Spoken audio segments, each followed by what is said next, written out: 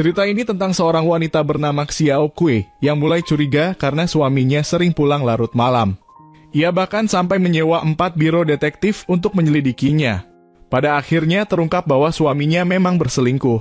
Yang lebih mengejutkan lagi, orang yang menjadi selingkuhannya ternyata adalah musuh lama yang sejak kecil selalu merundungnya. Sejak masa sekolah, ada seorang anak bernama Xiao Kui yang pendiam dan berprestasi bagus dalam akademik. Namun ia menjadi sasaran perundungan dari Huali, ketua geng kecil di sekolah. Huali sering mencari kesempatan untuk menjahatinya, bahkan pernah mendorongnya ke dalam selokan dan merusak semua bukunya dengan lumpur. Xiao Kui sudah berusaha meminta bantuan pada guru dan orang tuanya, tetapi orang dewasa hanya menganggap itu sekadar main-main anak-anak, tanpa pernah menaruh perhatian serius. Keadaan itu berlangsung terus hingga SMA. Suatu hari ketika Xiao Kui sedang berusaha keras membersihkan coretan di mejanya, seorang murid laki-laki menghampiri untuk membantu. Tak hanya itu, ia juga menyatakan perasaan suka pada Xiao Kui. Sebagai gadis yang selama ini minder dan merasa seperti itik buruk rupa, Xiao Kui sangat terkejut meski akhirnya menolak dengan sopan. Namun belum sempat suasana mereda, Huali tiba-tiba muncul bersama gengnya. Rupanya pengakuan cinta itu hanyalah jebakan kejam dari Huali. Huali dengan sinis menertawakan Xiao Kui, mengatakan betapa naif dirinya karena mengira ada yang benar-benar menyukainya. Xiao Kui berusaha melawan dengan menuduh Huali tak tahu batas dalam mempermainkan orang. Namun teman-teman di sekeliling mereka justru tidak berpihak padanya. Mereka malah menyuruh Xiao Kui meminta maaf kepada Huali. Dalam keadaan terpaksa, Xiao Kui pun meminta maaf, tetapi Huali justru menamparnya di depan umum. Keributan itu akhirnya menarik perhatian seorang guru laki-laki. Xiao Kui sempat merasa lega karena mengira kebenaran akan terungkap. Sayangnya Huali malah memutarbalikkan fakta, berpura-pura menjadi orang baik yang membela Xiao Kui dari perundungan murid lain. Saat Xiao Kui hendak menjelaskan keadaan sebenarnya, Huali langsung menangis terseduh-seduh dan berlari ke pelukan guru itu. Sang guru sibuk menenangkannya tanpa menyadari senyum puas penuh ejekan yang sempat ditunjukkan Huali kepada Xiao Kui. Untuk bisa terbebas dari cengkeraman Huali, Xiao Kui belajar dengan tekun. Usahanya membuahkan hasil, ia berhasil masuk universitas negeri, tempat di mana tidak ada lagi bayang-bayang Huali. Di sana, Xiao Kui merasakan kebebasan yang belum pernah ia alami sebelumnya. Lebih dari itu, ia juga menemukan manisnya cinta pertama. Seorang senior bernama Juping yang dewasa dan tenang menunjukkan ketertarikan padanya. Xiao Kui pun merasa nyaman dan tersanjung hingga akhirnya menerima ajakan Juping untuk bergabung dalam klub astronomi. Setelah melalui masa kuliah bersama, Xiao Kui dan Juping akhirnya resmi menjadi sepasang kekasih. Hubungan mereka berjalan mulus hingga setelah lulus mereka pun menikah seperti pasangan bahagia pada umumnya. Namun, kebahagiaan itu ternyata tidak bertahan lama. Juping mulai sering mencari berbagai alasan untuk pulang larut malam. Dengan naluri seorang wanita, Xiao Kui merasa bahwa suaminya telah berselingkuh. Ia pun kembali menyewa 4 biro detektif untuk menyelidiki kebenarannya. Hati Xiao Kui seakan membeku ketika melihat foto-foto perselingkuhan Juping. Tak disangka orang ketiga itu ternyata Huali, musuh lamanya yang selama bertahun-tahun menyiksanya. Demi mempertahankan rumah tangganya, Xiao Kui memberanikan diri menemui Huali yang saat itu bekerja di resepsionis sebuah hotel. Ia berharap bisa berbicara baik-baik, tetapi Huali malah balik mengejeknya. Huali dengan sombong berkata bahwa Xiao Kui tidak memiliki sedikit pun daya tarik yang bisa memikat laki-laki. Lebih menyakitkan lagi, ia mengatakan bahwa Juping selalu memujinya manis dan menggemaskan di ranjang. Saat Xiao Kui menahan marah dan berusaha menahan Huali yang ingin pergi, Huali justru sengaja menjatuhkan vas bunga di meja dan berpura-pura jatuh ke lantai, menampilkan wajah bak gadis lemah tak berdaya. Melihat adegan itu, rekan-rekan kerja Huali langsung menyalahkan Xiao Kui, menuduhnya membuat keributan. Petugas keamanan pun tanpa banyak tanya menindih Xiao Kui ke lantai. Dalam kepedihan dan amarahnya, Xiao Kui kembali melihat ekspresi puas penuh kemenangan dari Huali. Tak lama kemudian, Juping datang menjemputnya dari kantor polisi. Ia langsung berlutut meminta maaf. Xiao Kui sempat mengira suaminya menyesal dan berniat berubah. Namun harapannya hancur saat mendengar pengakuan bahwa Juping benar-benar mencintai Huali dan bahkan memohon cerai darinya. Perceraian itu menjadi pukulan berat. Kabar tentang perselingkuhan suaminya dan pertengkaran di hotel menyebar ke seluruh kantornya.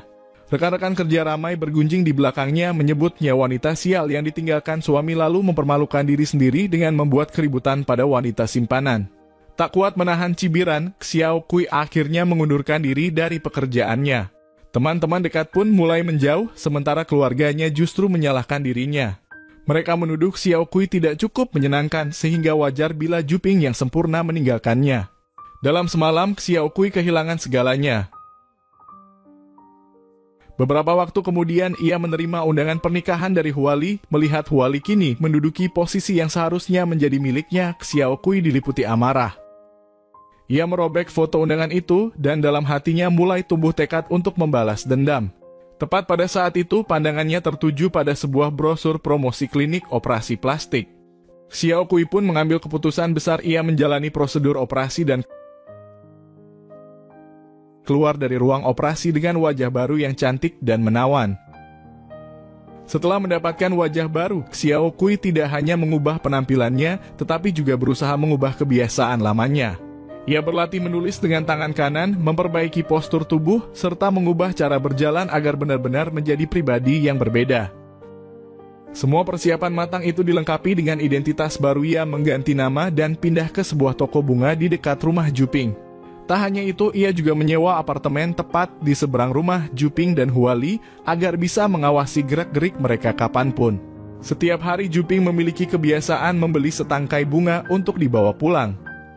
Suatu hari, Xiao Kui dengan hati-hati menyiapkan sebuket bunga semanggi berdaun 4, lalu tersenyum sambil mengatakan bahwa bunga itu melambangkan keberuntungan. Namun, ia menyembunyikan arti lain yang jauh lebih gelap, bahwa semanggi juga bisa berarti balas dendam. Sebagai bagian dari rencananya, Xiao Kui sengaja muncul di restoran tempat Juping makan bersama rekan kerja. Ia berhasil duduk satu meja dengan mereka. Setelah makan, ia dengan lihai menunjukkan seolah-olah secara kebetulan bahwa ia menggemari astronomi, bahkan menyebutkan dirinya pernah bergabung dengan klub astronomi semasa sekolah. Hal ini langsung menarik perhatian Juping, karena hobi yang sama membuat obrolan mereka terasa akrab dan menyenangkan. Xiao Kui kemudian dengan sengaja mengajaknya melanjutkan obrolan di tempat lain. Mereka pun pergi ke sebuah bar yang sudah sangat dikenal Juping. Namun belum lama berbincang, tiba-tiba Huali muncul. Seketika hati Xiao Kui dipenuhi dengan rasa benci yang sulit ditahan. Takut emosinya terbaca, ia buru-buru pergi ke toilet untuk menenangkan diri. Di depan cermin, ia meyakinkan dirinya bahwa dirinya bukan lagi Xiao Kui yang lemah dan tak berdaya seperti dulu. Kini ia punya cukup keberanian untuk melawan Huali. Ia memutuskan akan mendekati Huali, berpura-pura menjadi sahabat baiknya, lalu pada akhirnya merebut Juping darinya agar Huali bisa merasakan penderitaan yang pernah ia alami. Kembali ke meja, Xiao Kui mulai dengan cerdik memuji Huali, menyebut betapa beruntungnya Huali karena setiap hari mendapat bunga dari Juping, dan menyanjung bahwa kecantikan Huali pantas mendapatkan segala hal terbaik di dunia. Sanjungan itu membuat Huali berbunga-bunga hingga akhirnya langsung menambahkan kontak Xiao Kui, bahkan berjanji akan sering bertemu dengannya di kemudian hari. Namun saat Huali dan Juping pergi meninggalkan bar, pemilik bar bernama Wei Lai menghampiri Xiao Kui. Dengan tatapan tajam, ia bertanya apakah dirinya punya dendam pribadi dengan Huali. Xiao Kui segera menepis kecurigaan itu dan mengaku bahwa itu pertama kalinya ia bertemu dengan Huali.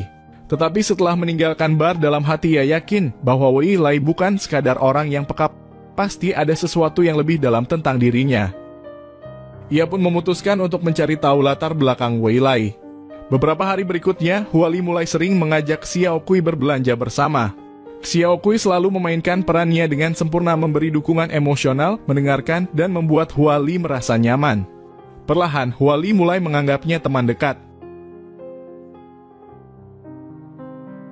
Di sisi lain, Juping juga menghubungi Xiao Kui secara pribadi, meminta bantuannya menyiapkan kejutan untuk merayakan hari jadi pernikahannya dengan Huali yang semakin dekat.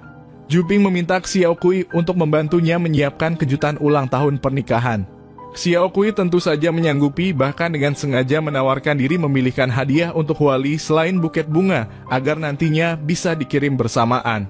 Dengan alasan memilih hadiah, Xiao Kui berhasil menukar kontak pribadi dengan Juping, membuat dirinya semakin dekat dengan pasangan itu.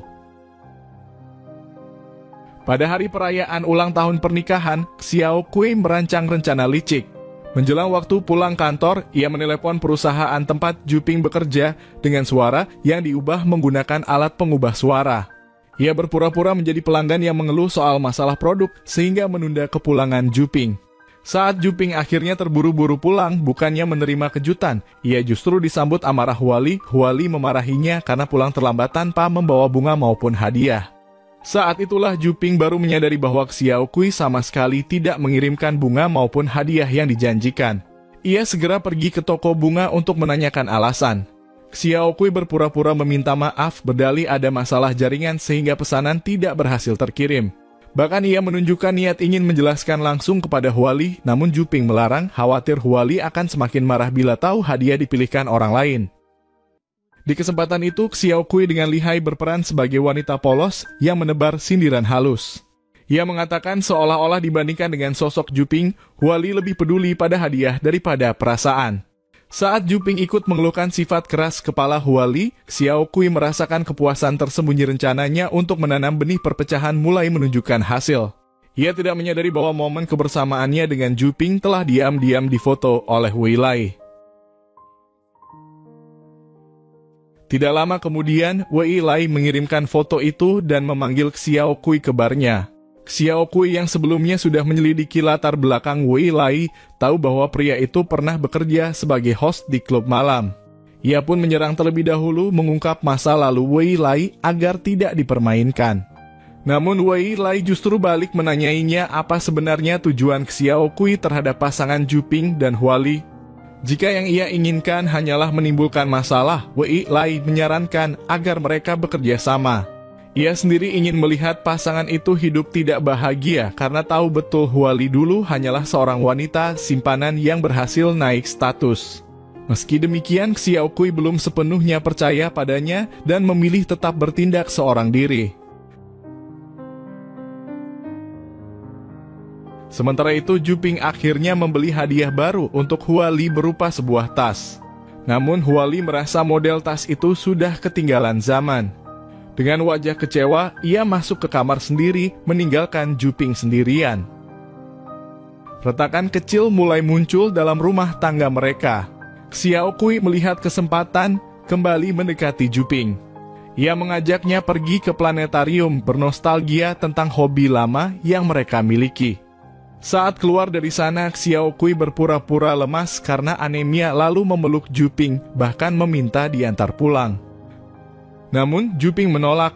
Ia berkata bahwa bertemu diam-diam tanpa sepengetahuan Huali sudah melewati batas. Penolakan itu membuat Xiao Kui marah dan kecewa. Baginya, Juping sepenuhnya dikuasai oleh Huali. Saat ia kebingungan memikirkan langkah berikutnya, tiba-tiba sebuah pesan dari Wei Lai masuk ke ponselnya. Isinya membuat hatinya bergetar, ternyata Huali sendiri yang mengirimkan undangan untuk bertemu diam-diam di luar. Suatu malam, Huali membawa tas hadiah dari Juping ke bar dan dengan nada kesal mengeluh karena modelnya bukan keluaran terbaru. Dalam hatinya, ia memang masih menginginkan stabilitas hidup bersama Juping yang bekerja di perusahaan besar. Tetapi pada saat yang sama, ia juga merindukan ketampanan dan daya tarik pria muda seperti Wei Lai. Karena sikap ingin keduanya inilah, Huali mulai menggoda Wei Lai untuk bermalam bersama. Keduanya pun bertukar kontak dan Wei Lai berjanji akan menemui Huali bila ada kesempatan. Ketika Xiao Kui mendapat pesan dari Wei Lai tentang hal ini, ia segera menyadari bahwa inilah celah baru yang bisa dimanfaatkannya. Ia pun memotong rambut panjangnya, tampil dengan gaya rambut pendek yang segar, lalu kembali ke bar untuk menemui Wei Lai. Kali ini, ia memutuskan untuk bekerja sama dengannya. Bersama-sama, Xiao Kui dan Wei Lai mulai menyusun rencana matang untuk memisahkan Huali dan Juping. Tak lama setelah itu, Wei Lai mengatur sebuah pertemuan makan malam dengan Huali. Seusai makan, ia dengan sengaja meraih tangan Huali, menciptakan suasana ambigu yang seolah penuh romansa. Tepat pada saat itu, Xiao Kui muncul secara kebetulan, seakan akan menangkap basah keduanya. Huali panik dan segera memohon pada Xiao Kui agar merahasiakan semuanya, bersumpah bahwa dirinya dan Wei Lai tidak benar-benar memiliki hubungan. Melihat Huali yang dulu angkuh kini merendah di hadapannya, Xiao Kui merasakan kepuasan yang dalam. Ia berpura-pura setuju menjaga rahasia dengan syarat Huali harus benar-benar menunjukkan rasa cintanya pada Juping. Setelah menjebak Huali, giliran Wei Lai bergerak. Ia menemui Juping dengan wajah penuh kegelisahan, mengaku bahwa Huali terus-menerus mendekatinya dan membuatnya tak nyaman. Ketika Juping menunjukkan keraguan, Wei Lai segera mengeluarkan bukti berupa pesan undangan kencan dari Huali. Lalu menambahkan bahwa ada saksi yang bisa membeberkan kejadian Huali memaksanya menggenggam tangan yakni Xiao Kui sendiri. Ia menyarankan Juping untuk menanyakan langsung pada Xiao Kui. Juping terkejut bukan main. Ia mulai meragukan kesetiaan Huali dan kebingungan harus bagaimana menghadapinya. Melihat celah itu, Wei Lai semakin menekan dengan usul untuk mengadakan acara berkemah bersama berempat. Dengan alasan agar Xiao Kui dan dirinya bisa membantu memperbaiki hubungan Juping dan Huali, ia berhasil meyakinkan Juping. Xiao Kui pun dengan sengaja memilih lokasi perkemahan di pegunungan. Ia tahu betul bahwa Huali yang manja akan kesulitan beradaptasi dengan lingkungan keras. Benar saja. Saat kegiatan berkemah dimulai, Juping, Xiao Kui, dan Wei Lai sibuk menyiapkan tenda serta mencari kayu bakar. Sementara Huali hanya duduk santai sambil bermain ponsel dan mengeluh tanpa henti karena merasa tidak nyaman di alam bebas. Di tengah suasana perkemahan, sifat malas dan manja Huali semakin terlihat jelas. Ia tidak mau ikut bekerja, hanya duduk memainkan ponsel sambil terus-menerus mengeluh. Hal ini membentuk kontras yang tajam dengan Xiao Kui yang rajin, cekatan, dan pintar mengatur segalanya. Kontras itu perlahan membuat Juping merasa jengkel terhadap Huali. Melihat momen yang tepat, Xiao Kui pun memberi isyarat pada Wei Lai.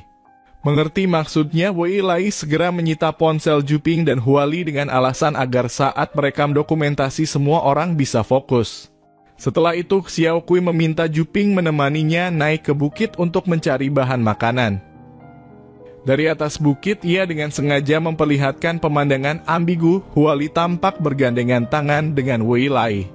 Sementara Juping masih terkejut, Xiao Kui diam-diam memberi sinyal lampu senter pada Wei Lai. Wei Lai langsung menangkap maksud itu. Ia segera pura-pura melepaskan tangan Huali, menciptakan kesan seolah Huali yang menggoda dirinya, sementara ia dengan tegas menolak.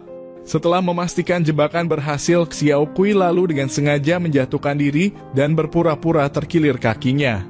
Karena itu ia dan Juping tidak bisa segera turun gunung dan hanya bisa menunggu bantuan dari Wei Lai dan Huali. Saat menunggu, Xiao Kui memanfaatkan kesempatan untuk membuka hati Juping.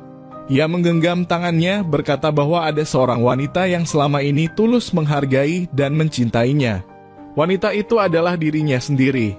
Ia pun langsung mencium Juping, menegaskan perasaannya. Xiao Kui menambahkan sekalipun dirinya harus menanggung cap sebagai orang ketiga, ia tidak peduli. Mendengar pengakuan itu, Juping tidak bisa lagi menahan diri. Ia berbalik mencium Xiao Kui dengan penuh gairah. Tanpa sepengetahuan Juping, momen mesra itu sudah diam-diam direkam oleh Xiao Kui. Sejak saat itu, Xiao Kui dan Juping resmi memulai hubungan gelap. Perlahan Juping semakin tenggelam dalam pesona Xiao Kui seolah mabuk cinta. Ketika yakin Juping sudah terikat kuat padanya, Xiao Kui melangkah ke tahap berikut dari rencananya. Ia mengajaknya pergi ke pinggiran kota untuk melihat bintang. Dengan tersamar, ia memberi isyarat bahwa mereka bisa bermalam bersama di luar. Sementara itu, Wei Lai sudah lebih dulu mempersiapkan segalanya. Ia menggunakan nama Juping untuk memesan sebuah kamar hotel. Lalu dengan suara samaran yang sama seperti saat membuat pengaduan sebelumnya, ia kembali menelepon perusahaan tempat Juping bekerja.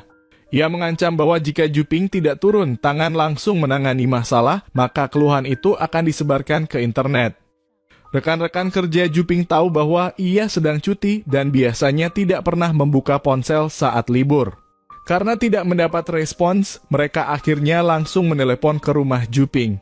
Tak disangka Huali yang mengangkat telepon dan dengan enteng menjawab bahwa Juping sedang pergi dinas luar kota. Ucapan itu justru menimbulkan kecurigaan besar di antara rekan-rekan kantornya. Dengan kebingungan bercampur rasa tidak enak, mereka akhirnya memberanikan diri menekan tombol berikutnya, nomor pribadi atasan Juping. Saat itu Juping sedang bersama Xiao Kui, keduanya asyik melihat foto-foto baru di ponsel. Ketika telepon dari perusahaan masuk, awalnya Juping enggan mengangkat. Namun Xiao Kui menyarankannya untuk menjawab, siapa tahu ada urusan penting. Akhirnya Juping mengangkat telepon dan setelah mendengar penjelasan dari rekan kerjanya, ia berpura-pura berkata bahwa dirinya sedang minum di luar. Kalaupun pulang sekarang, ia membutuhkan waktu setidaknya 2 jam. Rekan kerja Juping yang sedang panik karena ditekan klien, langsung memohon agar ia segera kembali. Juping pun tak punya pilihan selain menjelaskan situasinya pada Xiao Kui, lalu bersiap untuk berangkat. Namun tak lama setelah itu rekan-rekan kantornya mendapat telepon dari pihak hotel. Mereka diberitahu bahwa pasangan suami istri Juping dan Huali telah memesan kamar, tetapi hingga kini belum datang. Saat nomor yang terdaftar tidak bisa dihubungi, pihak hotel lalu mencoba menelepon nomor cadangan. Informasi ini membuat para rekan kerja curiga. Bagaimana mungkin Juping memesan kamar atas nama pasangan suami istri, padahal Huali sebelumnya sendiri yang mengaku bahwa suaminya sedang dinas luar kota? Saat semua potongan informasi ini dirangkai, kesimpulannya hanya satu, Juping kembali berselingkuh. Rekan-rekan kantornya marah besar. Mereka tidak bisa menoleransi seorang eksekutif yang berani bermain api. Dalam emosi, mereka melaporkannya ke atasan. Atasan Juping kecewa berat. Ia memberikan 2 pilihan, dipindahkan ke cabang perusahaan di desa terpencil atau segera mengundurkan diri. Saat pulang, Juping meminta pendapat Huali, akan tetapi Huali yang serakah tidak mau kehilangan mesin uang bernama Juping, tetapi juga tidak mau ikut menderita di desa. Maka ia menyarankan agar Juping pergi seorang diri sementara ia tinggal untuk menjaga rumah. Juping akhirnya teringat kembali pada adegan ketika Huali menggoda Weilai. Saat itu hatinya sudah sadar bahwa Huali hanya ingin tetap menempati rumahnya dan bebas mencari pria lain. Dengan marah, Juping menuding semua masalah yang menimpa dirinya adalah kesalahan Huali, dialah sumber ketidaktenangan yang membuat situasi hancur sampai seperti sekarang. Pertengkaran mereka yang sengit itu disaksikan jelas oleh Xiao Kui dari seberang jalan. Melihat Juping marah dan bergegas keluar rumah, Xiao Kui segera menyusulnya dengan identitas barunya. Ia mendekat berpura-pura menjadi pendengar setia. Juping yang sedang rapuh pun membuka hati. Ia bimbang apakah harus menerima mutasi atau memilih berhenti. Namun di dalam hatinya ia lebih condong untuk mengundurkan diri karena yakin setelah kehilangan pekerjaan bergaji tinggi, Huali pasti akan menceraikannya. Itu berarti ia bisa bersama Xiao Kui secara terang-terangan. Mendengar hal itu, Xiao Kui dengan cepat menegaskan bahwa bahkan jika Juping memilih mutasi pun, mereka tetap bisa bersama. Ia berjanji akan menemaninya ke desa. Kata-kata manis dan bujukannya membuat hati Juping perlahan goyah dan mulai miring sepenuhnya ke pihak Xiao Kui. Juping akhirnya memilih untuk dipindahkan ke cabang perusahaan di desa. Namun ia memohon kepada atasannya agar jangan sampai Huali mengetahui alasan sebenarnya dari mutasi itu. Pihak perusahaan sendiri memang tidak ingin ikut campur dalam urusan rumah tangganya sehingga menyerahkan sepenuhnya kepada Juping untuk menanganinya sendiri. Pada hari keberangkatannya, Huali hanya berdiri di lantai atas rumah, sekadar melongok keluar jendela untuk melihat kepergian suaminya, bahkan tidak mau repot mengantar hingga ke depan pintu. Sebaliknya, Xiao Kui lah yang dengan penuh perhatian menemani Juping sampai ke stasiun, menenangkannya dengan janji bahwa setelah ia sudah menetap dengan baik di sana, Xiao Kui akan menyusul. Dengan hati penuh harapan, Juping pun berangkat menuju desa. Namun sesampainya di tempat yang disediakan perusahaan, harapannya hancur.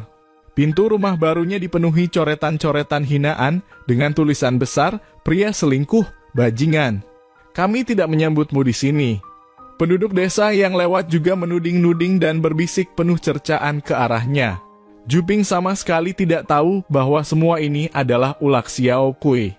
Melalui media sosial komunitas setempat, Xiao Kui telah membongkar skandal perselingkuhannya dengan sengaja menyalakan amarah warga agar hidup Juping di sana menjadi penuh tekanan. Meski demikian, Juping tetap bertahan. Dengan memikirkan kerinduannya pada Xiao Kui, ia pasrah dan mulai membersihkan rumah kotor itu. Setelah semuanya rapi, ia segera menelepon Xiao Kui, tetapi terkejut ketika mendapati nomor itu sudah tidak aktif. Akun media sosialnya pun lenyap, tak bisa ditemukan. Menatap foto-foto Xiao Kui di ponselnya, Juping hanya bisa menebak-nebak apakah terjadi sesuatu padanya. Ia tidak tahu bahwa Xiao Kui sengaja memutus semua jejak agar tidak bisa dilacak, bahkan sampai rela berhenti dari pekerjaannya di toko bunga. Bagi Xiao Kui, sampai tahap ini Juping sudah menjadi orang yang hancur, tak lagi berguna baginya. Target selanjutnya yang harus ia habisi adalah Huali. Demi memulai rencananya, ia mengajak Huali keluar untuk menyegarkan pikiran ke bar milik Wei Lai. Sesuai rencana, Wei Lai kemudian meminta mereka berdua pergi ke bar baru yang baru saja dibuka di sebelah dengan alasan membantunya menguji suasana. Di bawah bujukan Xiao Kui, Huali akhirnya setuju. Begitu mereka masuk ke bar itu, sekumpulan pria muda tampan langsung menghampiri dan menggoda Huali. Merasa dipuja bak bintang, Huali pun menikmati perhatian itu. Setelah merasakan manisnya, ia bahkan beberapa kali kembali sendiri ke bar tersebut. Namun gaya hidup barunya itu segera membuat kondisi keuangannya terganggu. Uang bulanan yang biasa ia terima cepat habis. Awalnya, Huali berniat berhemat sampai gaji Juping bulan depan turun. Tetapi tiba-tiba ia menemukan foto dirinya sedang dikelilingi para pria di bar, tersebar di lingkaran pertemanan Xiao Kui. Sejak kecil terbiasa dipuji karena kecantikannya, Huali tidak bisa menerima ada orang lain di sekitarnya yang lebih populer darinya. Dorongan rasa iri dan sifat haus pengakuan membuatnya nekat. Ia mulai gila-gilaan membeli pakaian baru, lalu memakainya ke bar untuk memamerkan diri. Dengan begitu, ia bisa kembali merebut perhatian para pria tampan yang mengelilinginya. Huali kembali menemukan rasa superioritasnya di bar, mabuk dalam pujian para pria hingga terlena. Namun semuanya runtuh ketika ia menerima tagihan kartu kredit. Semua kartu kreditnya sudah mencapai batas, sementara gaji kecil Juping bahkan tidak cukup untuk menutupi cicilan minimum. Panik, Huali segera menelepon Juping, menuntut penjelasan mengapa gajinya tiba-tiba jauh berkurang. Juping yang sudah tertekan hidup di desa, ditambah frustrasi karena tak bisa lagi menemukan Xiao Kui, meledak marah. Ia berteriak pada Huali menuding istrinya hanya peduli pada uang tanpa pernah memikirkan dirinya. Tak punya jalan keluar, Huali akhirnya mendatangi Xiao Kui untuk curhat soal kesulitannya. Inilah momen yang memang ditunggu oleh Xiao Kui. Dengan tenang ia bercerita bahwa ia kebetulan mendapat kartu nama lowongan kerja di jalan pekerjaan untuk wanita berpenampilan menarik dengan bayaran harian hingga 30.000 yen. Xiao Kui pun dengan pura-pura tulus menyarankan Huali mencoba melamar. Tergoda dengan iming-iming gaji tinggi, Huali segera menghubungi nomor yang tertera di kartu nama itu.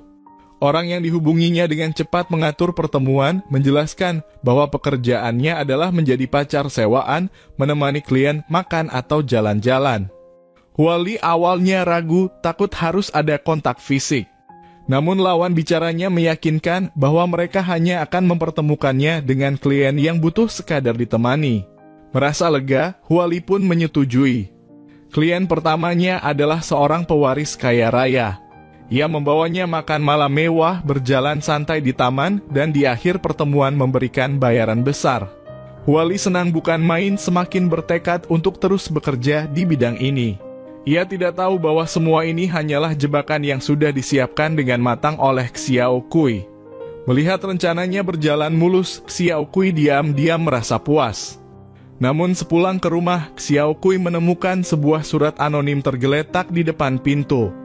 Surat itu berisi nama lama dan identitas barunya, disertai peringatan agar ia segera menghentikan rencana balas dendam terhadap pasangan Juping dan Huali. Kaget, Xiao Kui sadar bahwa hanya ada satu orang yang mengetahui semua ini, Wei Lai. Tapi setelah dipikirkan, ia merasa kecil kemungkinan surat itu datang dari Wei Lai karena rencananya bisa berjalan lancar justru berkat bantuannya. Untuk memastikan, Xiao Kui menunjukkan surat itu kepada Wei Lai, sekaligus membuka semua rahasia yang ia simpan dendamnya terhadap Huali. Operasi plastik yang mengubah wajahnya, dan rencana balas dendam yang selama ini ia jalankan. Mendengar itu, Wei Lai pun ikut membuka diri. Ia menceritakan masa lalunya bahwa ketika masih SMP, ia dan ibunya sendiri menyaksikan sang ayah berselingkuh. Tak lama kemudian, kedua orang tuanya bercerai. Ibunya yang terguncang mengalami gangguan mental, bahkan sering menganggap Wei Lai sebagai sosok ayahnya dan mengomel tanpa henti. Saat Wei Lai mencoba mencari pertolongan pada sang ayah, ia mendapati ayahnya telah sepenuhnya hidup dengan selingkuhannya dan menolak membantu. Hingga suatu hari saat ia pulang ke rumah, ia menemukan sesuatu yang tak terbayangkan menimpanya. Setelah ibunya meninggal, Wei Lai harus hidup sendirian dengan penuh kesulitan. Di usia 18 tahun, ia bahkan terpaksa bekerja sebagai host pria, dalam kurung, cowok panggilan di klub malam demi mencari nafkah. Karena pengalaman pahit itu, ia menaruh kebencian yang mendalam terhadap orang-orang yang tidak setia dalam pernikahan. Itulah alasan mengapa ia bersedia membantu Xiao Kui. Wei Lai menduga bahwa pengirim surat anonim pasti berada di pihak Huali dan sedang mengawasi gerak-gerik Xiao Kui. Ia lalu menyarankan agar Xiao Kui mengatur pertemuan dengan Huali dengan harapan bisa memancing sosok misterius itu keluar dari persembunyiannya. Namun setelah sekian lama mengawasi, mereka tidak menemukan tanda-tanda orang mencurigakan. Saat kembali ke bar untuk membicarakan strategi baru, mereka justru menemukan surat anonim lain di depan pintu. Dalam surat itu, si pengirim menyingkap bahwa ia tahu mereka sedang berusaha mencari identitasnya. Ia memberi peringatan keras jika mereka tidak segera berhenti dengan segala tindakan kotor itu, ia akan memberitahukan semuanya kepada Huali. Xiao Kui panik dan tidak tahu harus berbuat apa. Tepat pada saat itu, ia menerima telepon dari Huali yang meminta tolong. Huali mengatakan dirinya tak bisa lagi melanjutkan pekerjaan sambilan karena minggu depan Juping akan segera pulang. Mendengar itu, Xiao Kui begitu kaget hingga ponselnya hampir terlepas dari genggaman. Demi mencari tahu siapa sebenarnya pengirim surat misterius itu, Xiao Kui pun menyusun rencana sekali mendayung, 2-3 pulau terlampaui. Dari isi surat, ia menganalisis bahwa pelakunya pasti salah satu wanita yang ada di sekitar Juping. Karena itu, ia memutuskan untuk membiarkan Juping sendiri yang mengungkap kebenaran. Tak lama kemudian, Wei Lai menemui Juping yang sudah kembali bekerja di kantor pusat. Ia memberitahukan bahwa dirinya berhasil menemukan kabar terbaru tentang Xiao Kui, lalu menunjukkan sebuah video. Dalam rekaman itu, Xiao Kui menangis terseduh-seduh mengaku sedang bersembunyi karena diteror oleh seseorang. Ia mengatakan bahwa pelaku itu adalah seorang wanita di sekitar Juping yang bertujuan memisahkan mereka berdua. Xiao Kui hanya berani muncul kembali jika sosok misterius itu bisa segera diungkap. Juping percaya sepenuhnya pada kata-kata Xiao Kui. Sejak itu, Wei Lai menawarkan diri untuk menjadi penghubung antara Juping dan Xiao Kui. Ia meminta Juping selalu melaporkan perkembangan penyelidikan, lalu ia yang akan menyampaikan informasi itu kepada Xiao Kui. Dengan begitu, Juping mulai memfokuskan kecurigaannya pada 3 rekan kerja wanita di divisinya dan diam-diam mengamati mereka untuk mencari jejak mencurigakan. Sementara itu, Huali berusaha menyambut kepulangan Juping dengan menyiapkan hidangan mewah. Namun begitu ia pulang, Juping langsung menanyakan soal kartu kredit mengapa bisa terjadi utang sebesar 500.000. Sesuai arahan Xiao Kui, Huali berbohong bahwa ia hanya membantu membayar belanjaan saat keluar bersama teman-temannya, dan uang itu pasti akan segera diganti.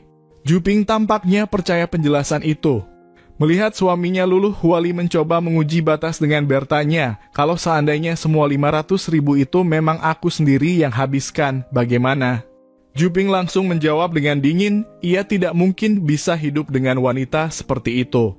Juping dengan tegas berkata, dirinya tidak mungkin hidup bersama wanita yang menghambur-hamburkan uang seperti itu.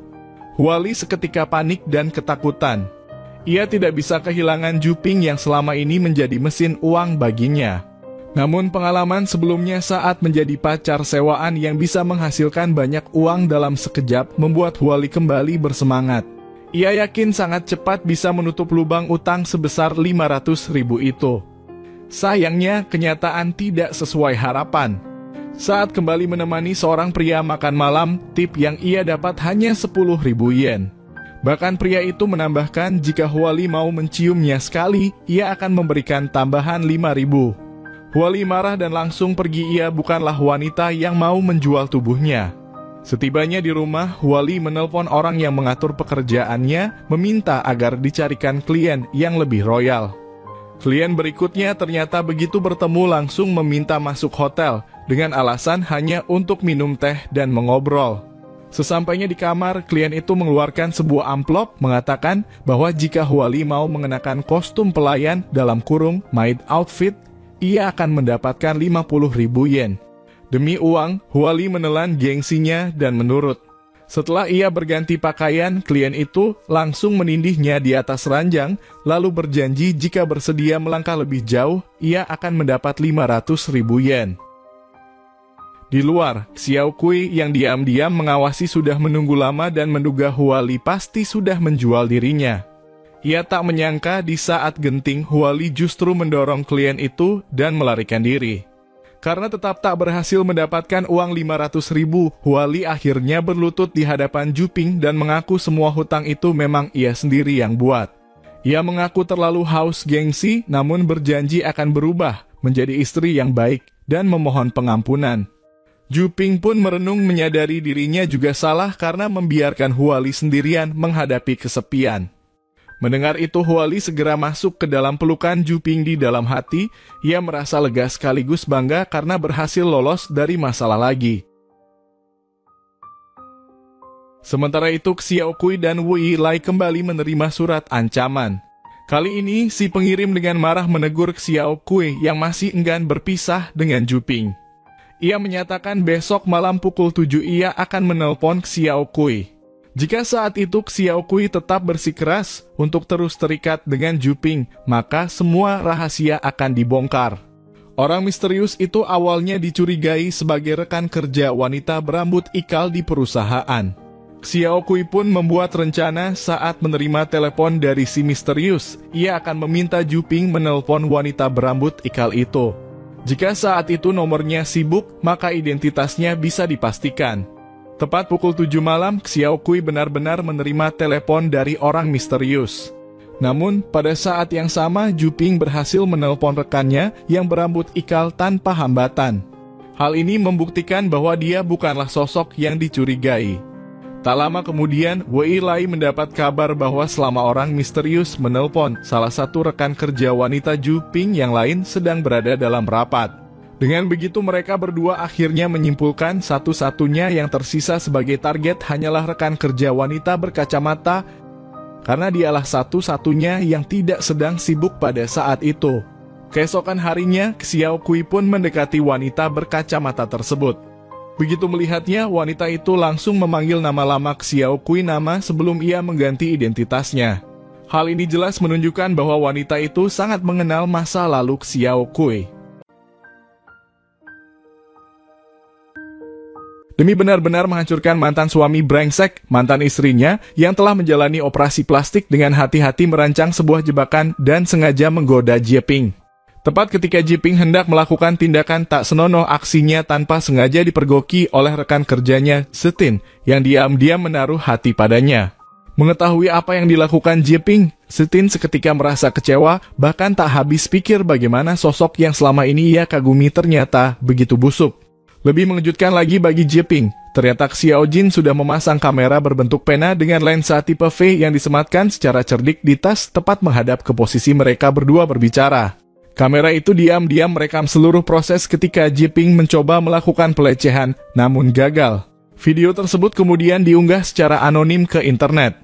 Begitu rekan-rekan kerjanya melihat konten yang meledak itu, seisi kantor pun gempar. Tak ada yang menyangka Jiping yang selama ini dikenal polos dan murni ternyata di balik layar begitu memalukan. Namun, kesialannya tak berhenti di situ. Sepulang kerja, ia mendapati di depan pintu rumahnya sudah dipasang papan bertuliskan pria brengsek Jiping, sementara pintu besi penuh dengan coretan hinaan. Saat ia panik membersihkannya, para warga yang mendapat kabar segera datang berkerumun, menonton dengan penuh rasa ingin tahu sembari memotret dan mengunggahnya ke internet. Jiping yang ingin segera masuk rumah malah kaget karena di dalam pun penuh dengan foto-fotonya berselingkuh yang ditempel di dinding. Tidak percaya dengan apa yang dilihat, ia buru-buru berusaha merobek foto-foto itu, namun segalanya sudah tak bisa dipulihkan. Ia akhirnya bersembunyi di kamar dengan wajah penuh rasa malu. Namun baru saja masuk, ia menerima panggilan telepon dari orang asing berisi hinaan. Tak lama kemudian, akun media sosialnya benar-benar hancur total, dibanjiri makian dan ancaman tanpa henti. Menyadari aibnya sudah tersebar luas, ia pun curiga dirinya sedang diawasi. Panik, ia berusaha mencari kamera tersembunyi, tapi hasilnya nihil. Tekanan informasi yang tiada henti itu akhirnya membuatnya benar-benar hancur mental. Yang tidak ia ketahui adalah bahwa semua ini sebenarnya merupakan hasil kolusi Xiao Jin dan Zetin. Sehari sebelumnya, Xiao Jin menemukan bahwa sosok misterius yang selama ini mengirim surat kepada Jikong Haksin ternyata adalah Zetin. Ia pun langsung mencari Zetin untuk mengonfrontasi. Awalnya Zetin keras kepala tidak mau mengaku sampai Xiao Jin menunjukkan bukti nyata. Akhirnya Zetin menyerah dan memohon agar Xiao Jin tidak memberitahukan hal ini kepada Jeping. Untuk memahami motif Zetin, Xiao Jin lalu membawanya ke sebuah kafe untuk berbicara. Ternyata Zetin selama ini diam-diam mencintai Jeping, tetapi karena sifatnya pendiam dan pemalu, ia tak pernah berani mengungkapkan perasaan. Semua surat yang ia kirim sebenarnya demi melindungi Jeping.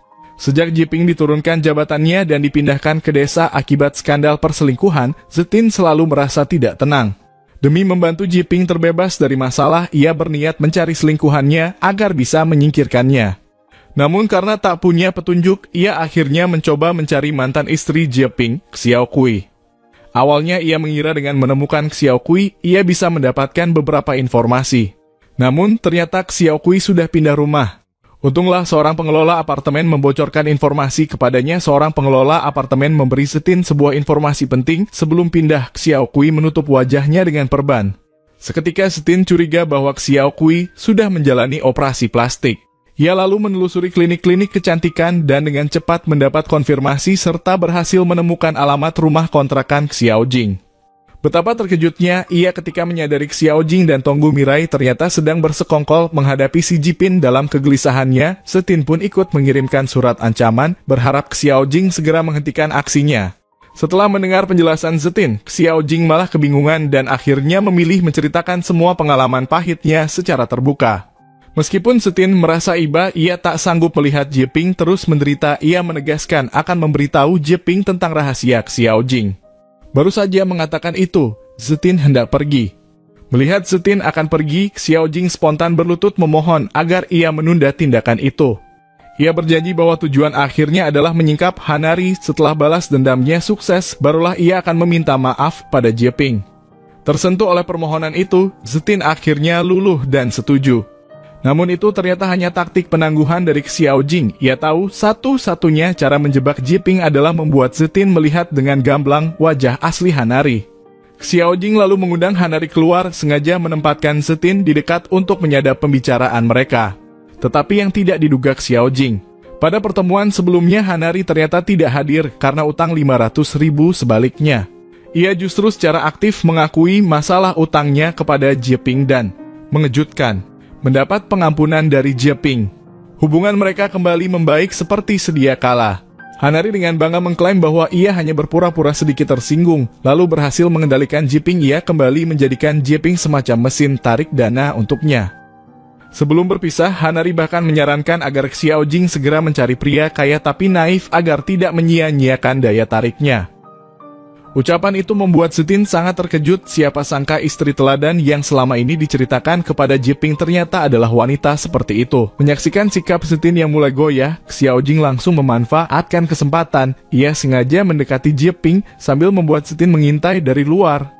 Dalam percakapan itu, Jeping tiba-tiba menunjukkan sisi serakahnya. Ia seperti serigala lapar dan tiba-tiba menyerang Xiao Jing, menjatuhkannya ke tanah. Zetin yang melihat adegan itu hancur hati dan pergi. Demi mempertahankan posisinya dan nama baik, Jeping memohon kepada Xiao Jing agar tidak membiarkan Zetin membongkar semuanya.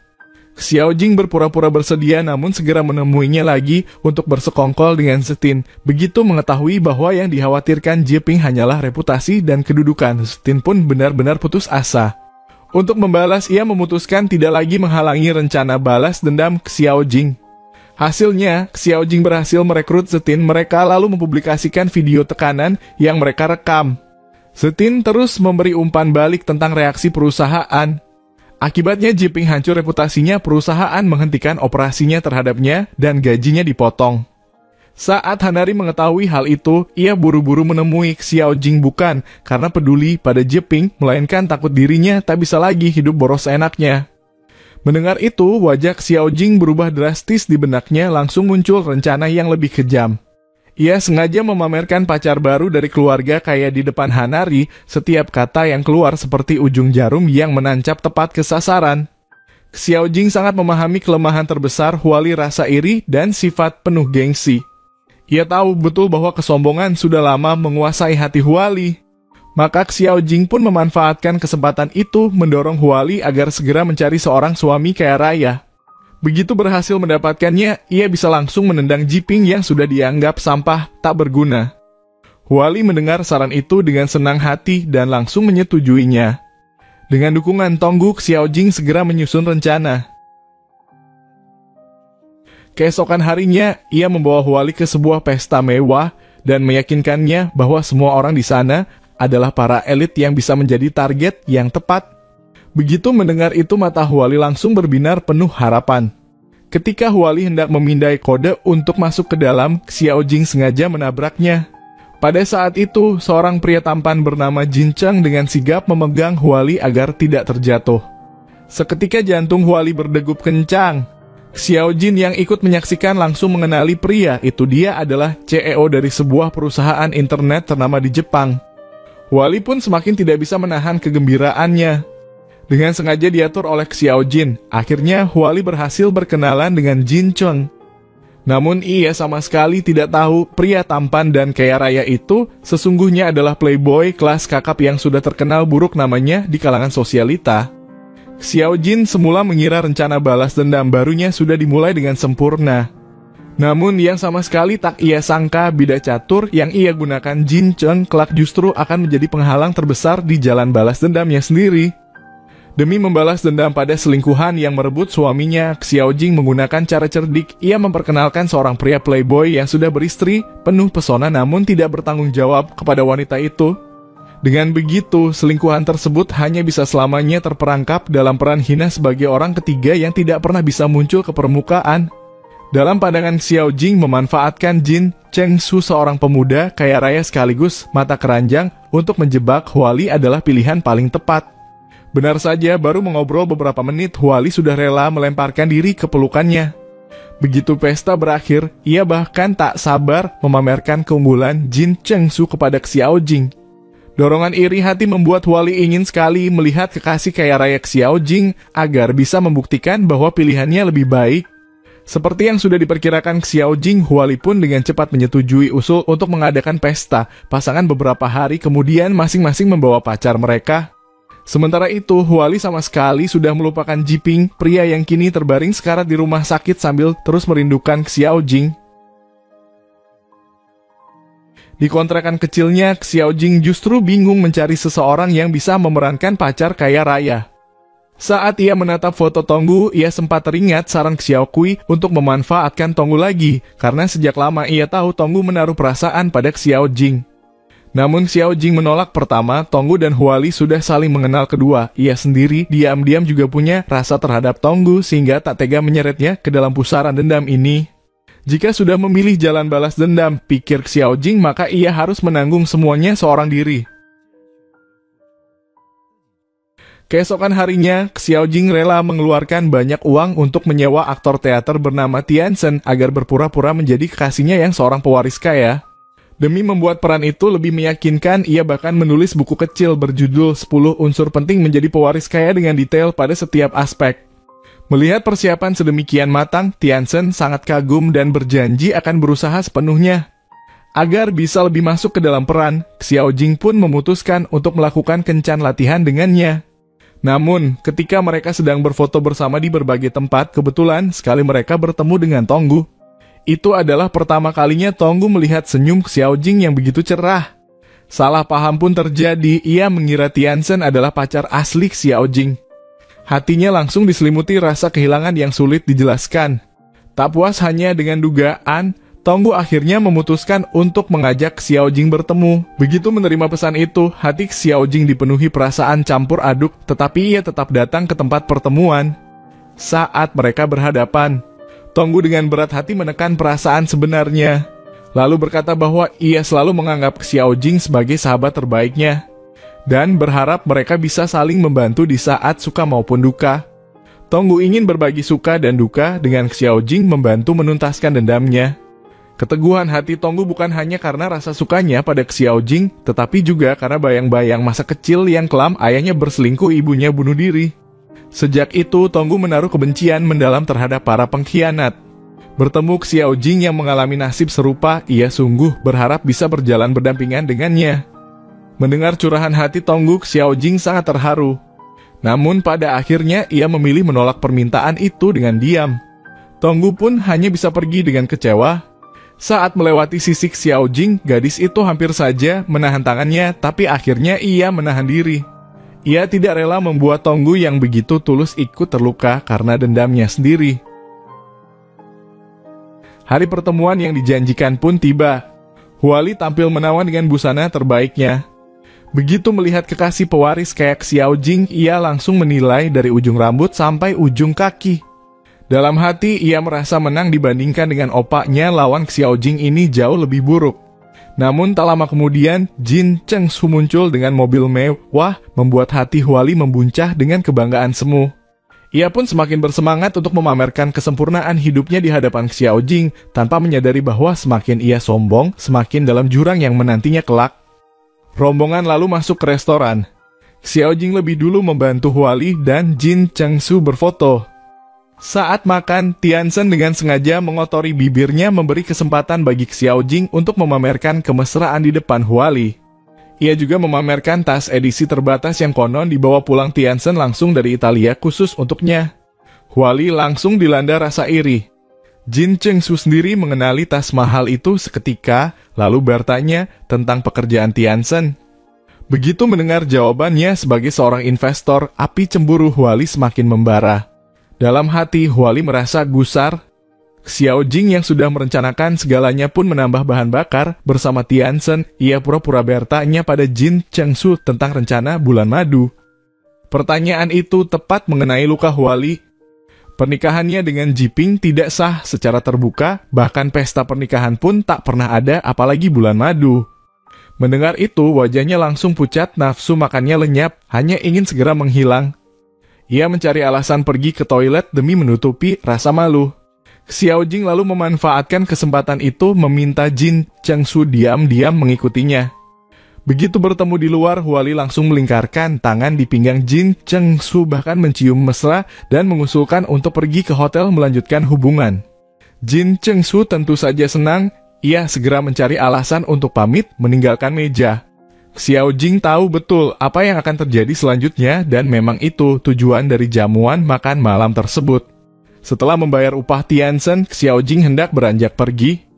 Namun Tianzhen menahannya. Ia ingin mengajaknya ke suatu tempat. Diliputi rasa heran, Xiao Jing pun ikut. Ternyata Tianzhen membawanya ke ruang latihan teater, ingin memperlihatkan dunia yang digelutinya dan berharap Xiao Jing bisa lebih mengenalnya. Tanpa ia sadari, Tianzhen sudah mulai menaruh hati pada Xiao Jing. Saat itulah, tiba-tiba Tianzhen menerima sebuah telepon. Ekspresi Tianzhen berubah serius setelah menerima telepon. Ia mengatakan pada Xiao Jing bahwa mungkin ia tidak bisa lagi berpura-pura menjadi pacarnya. Perusahaannya baru saja menerima kontrak iklan besar dan poster-poster dirinya akan dipasang di jalanan. Jika sampai Huali atau Jin Chengsu melihatnya, penyamarannya pasti terbongkar. Kabar itu membuat Xiao Jing panik, hampir membuat seluruh rencana hancur di tengah jalan. Namun setelah ia meneliti isi kontrak, ternyata distribusi utama poster iklan itu ada di luar negeri, sehingga kemungkinan identitas Tianzhen terbongkar masih sangat kecil. Dengan penuh kesungguhan, Xiao Jing memohon agar Tianzhen tetap mau membantunya. Karena memang sudah menaruh hati pada Xiao Jing, Tianzhen akhirnya berpikir sejenak lalu mengangguk setuju. Malam itu baru saja Xiao Jing pulang, ia mendapat telepon dari Huali. Dengan nada penuh kebanggaan, Huali menceritakan bahwa ia berhasil mendapatkan Jin Chengsu dan sebentar lagi akan resmi masuk ke dalam keluarga kaya raya. Ia sama sekali tidak menyadari bahwa mimpi buruknya baru saja dimulai. Bagi pria seperti Jin Chengsu, perempuan hanyalah hiburan sementara. Cepat atau lambat, Huali pasti akan ditinggalkan. Keesokan harinya, Huali kembali mengajak Xiao Jing bertemu. Kali ini ia mulai mengeluh setiap kali bersama Jin Chengsu. Pria itu hampir tak pernah berani melihat ponselnya di depan dia. Kalaupun melihat, selalu sembunyi-sembunyi. Ia merasa ada firasat buruk. Mendengar hal itu, Xiao Jing langsung gugup. Jika Huali sampai mengetahui bahwa Jin Chengsu sudah berkeluarga, seluruh rencana balas dendamnya akan gagal total. Dengan cepat, Xiao Jing pun mengusulkan sebuah pertemuan pribadi untuk menguji keseriusan Jin Chengsu. Maka, mereka kembali bertemu dalam kelompok kecil. Xiao Jing sengaja menyuruh Huali bersembunyi untuk menguping. Dari balik bayangan, Huali mendengar langsung Jin Chengsu berkata bahwa ia berpacaran dengan tujuan menikah.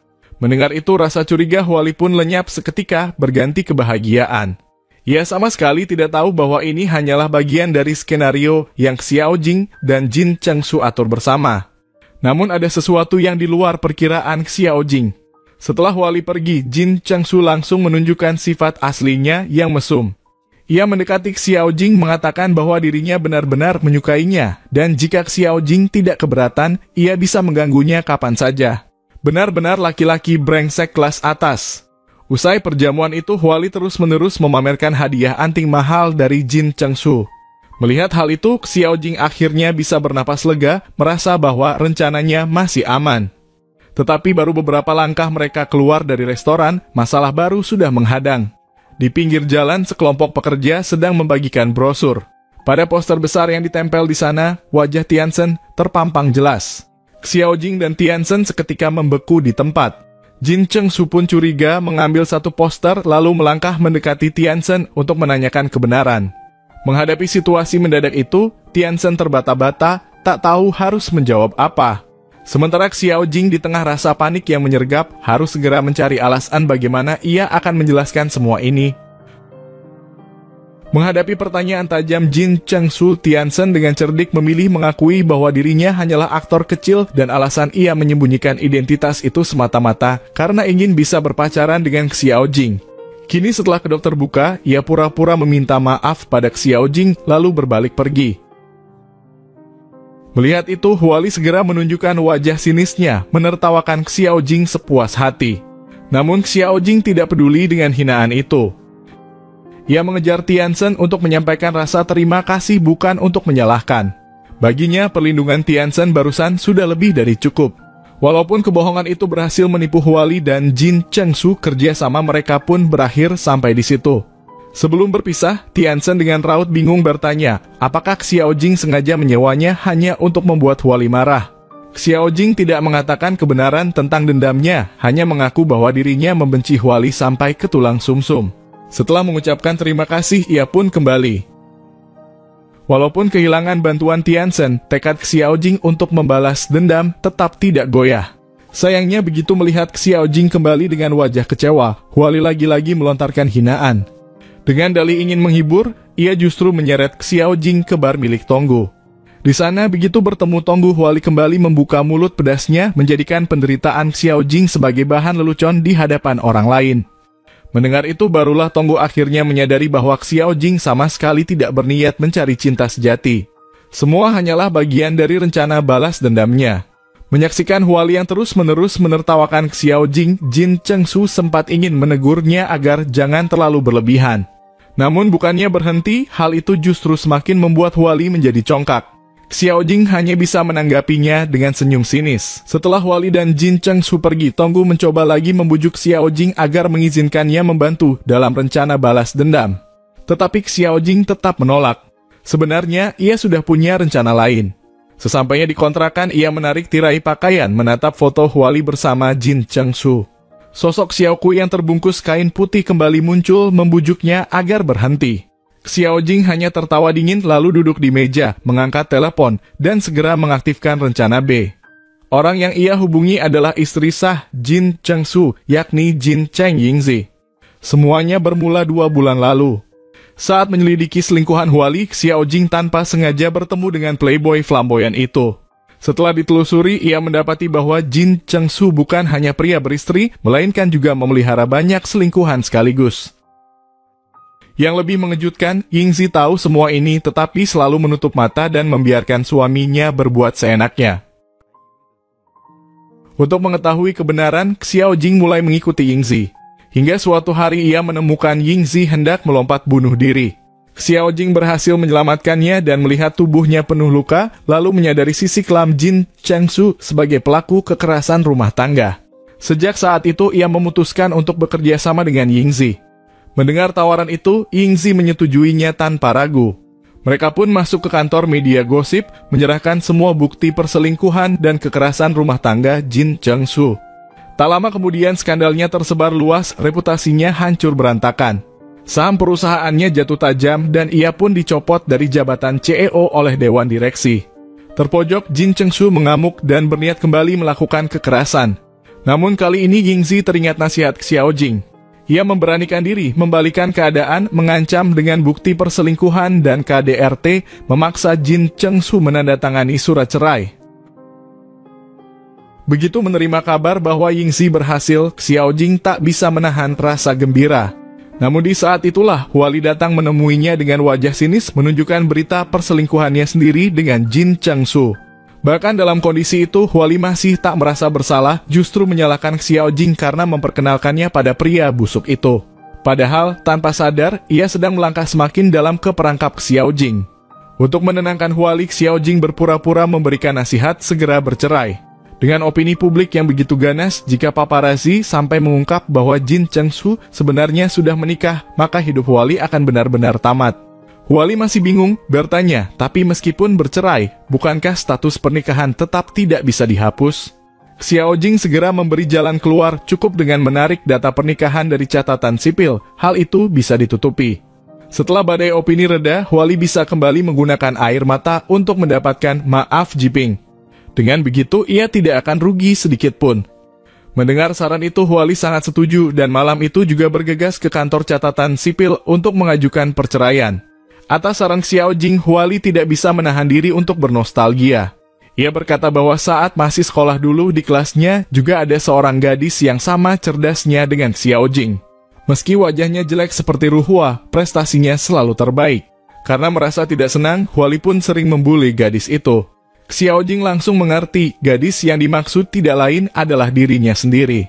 Seketika amarahnya membuncah, ia hampir saja ingin mencincang Huali di tempat.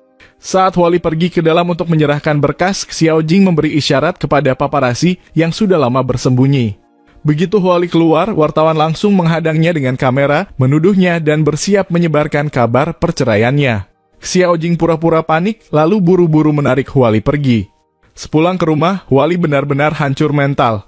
Ia berpikir jika skandal ini bocor, ia tidak akan sanggup lagi menampilkan wajahnya di depan publik. Melihatnya dalam keadaan putus asa, Xiao Jing dengan wajah pura-pura peduli menyarankan agar Huali segera mencari tempat bersembunyi. Kata-kata itu membuat Huali tersadar. Ia pun segera menelpon ayahnya berharap bisa pulang ke rumah orang tua untuk menenangkan diri. Namun, yang ia terima justru makian keras. Rupanya Xiao Jing sudah lebih dulu mengirim foto-foto perselingkuhan Huali kepada kedua orang tuanya. Demi menjaga reputasi keluarga, ayahnya langsung memutuskan untuk memutus hubungan ayah anak dengannya. Setelah berkata demikian, ia menutup telepon.